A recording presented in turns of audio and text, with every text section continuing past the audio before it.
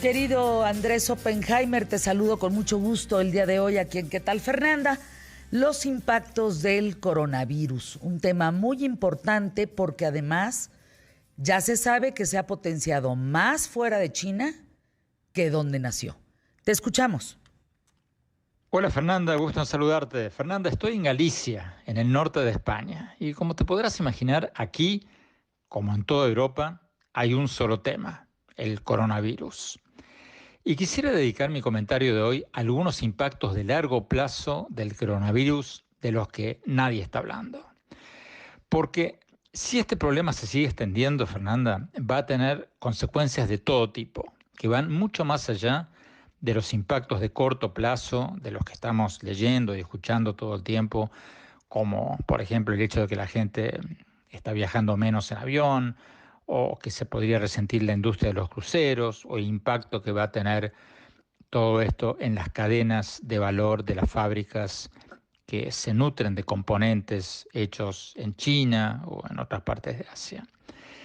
Pero si el coronavirus se convierte en una pandemia a largo plazo, Fernanda, si esto se va a alargar en el tiempo, yo creo que podría tener impactos mucho más a largo plazo, por ejemplo, en la salud y en la educación.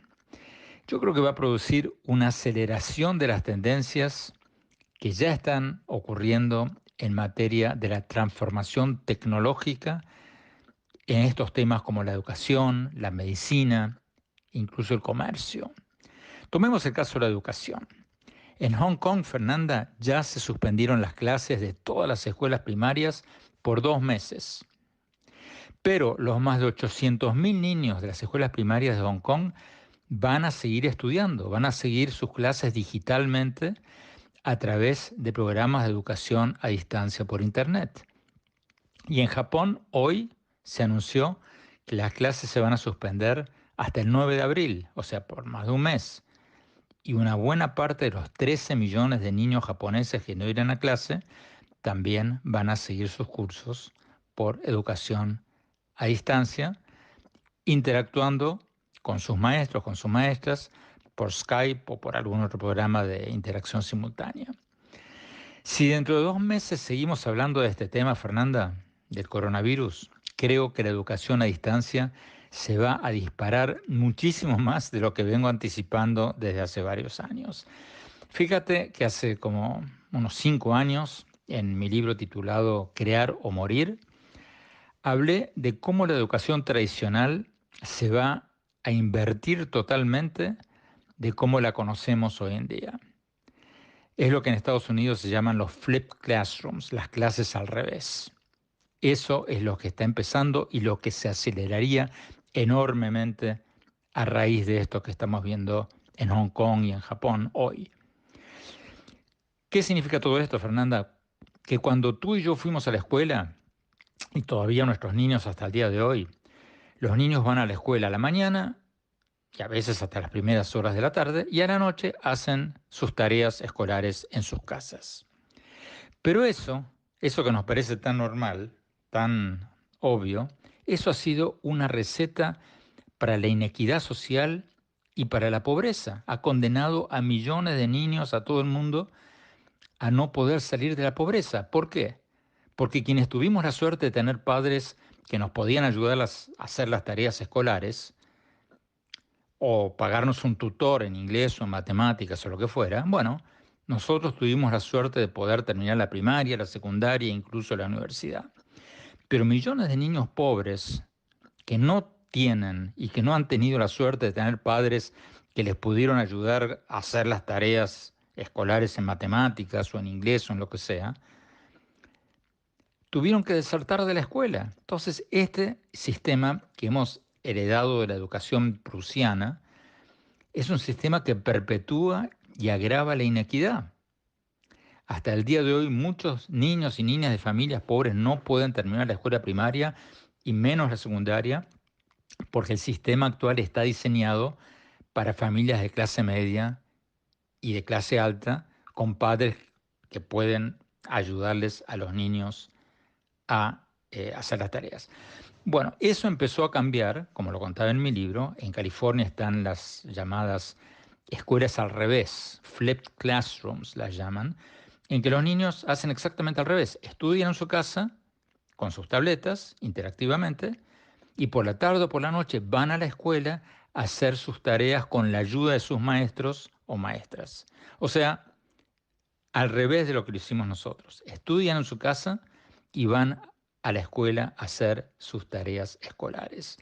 Y esto del coronavirus, Fernanda, esto va a acelerar esta tendencia mucho más porque todos estos programas experimentales de educación a distancia se van a perfeccionar y se van a expandir muchísimo más que hasta ahora.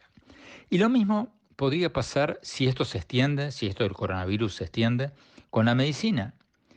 Una epidemia prolongada de coronavirus podría acelerar enormemente la tendencia a la telemedicina. En Estados Unidos, Fernanda, cada vez más seguros de salud están ofreciendo telemedicina, especialmente para consultas de rutina.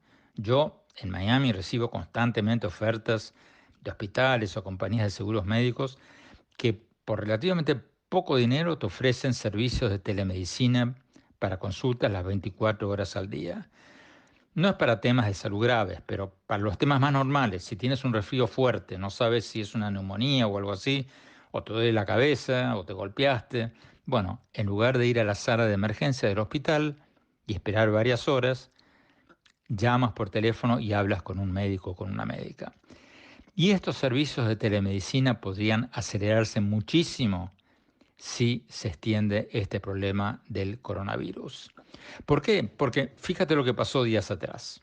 El Miami Herald reportó hace pocos días que un hombre, fue a la sala de emergencia de un hospital en Miami porque había viajado a China y había vuelto con un resfrío y bueno, tenía miedo que fuera el coronavirus. Y luego resultó que no era el coronavirus. Pero le llegó una cuenta del hospital de $3.275 por los tests que le hicieron para ver si tenía coronavirus.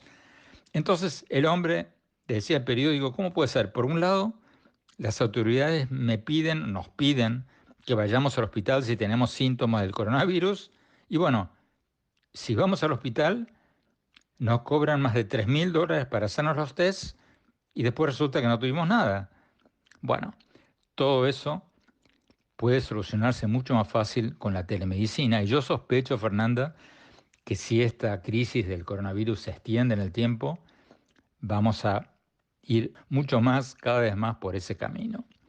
Y finalmente, Fernanda, si dentro de 2 o 3 meses seguimos hablando de este tema, esto también va a tener obviamente un impacto enorme sobre los comercios al por menor, porque mucha más gente va a querer comprar por comercio electrónico que ir a mezclarse con una multitud en algún comercio físico. Resumiendo, Fernanda, puede que en pocas semanas todo esto pase a la historia, que el coronavirus ya no sea un tema, que nadie esté hablando de esto, como pasó con el SARS y varios otros sustos que hemos tenido en el pasado. Pero si no es el caso, si el coronavirus se sigue extendiendo, si en 2 meses seguimos hablando de esto, creo que va a tener un impacto mucho más extendido del que se está hablando hoy en los medios. No va a ser solo un impacto en la salud y un impacto económico para el turismo y otras industrias, sino que va a ser un impacto en la forma en la que nuestros niños estudian, un impacto en la forma en que se distribuyen y se reciben los servicios médicos y en muchos otros rubros. Ya lo vamos a ir comentando, Fernanda. Te mando, mientras tanto, un fuerte abrazo de aquí, desde Galicia, desde España. Y la semana que viene ya estará de regreso en Miami. Hasta entonces, un gran abrazo. Un gran abrazo, mi querido Andrés. ¡Qué datos! Válgame. 1 mes mínimo sin escuela. Los niños que van a empezar a tomarla en línea a través de esta maravillosa tecnología. ¿Cómo está impactando el coronavirus en el mundo? Ahora con estas cifras en donde es más fuerte, o sea, se ha potenciado más fuera de China que dentro de China.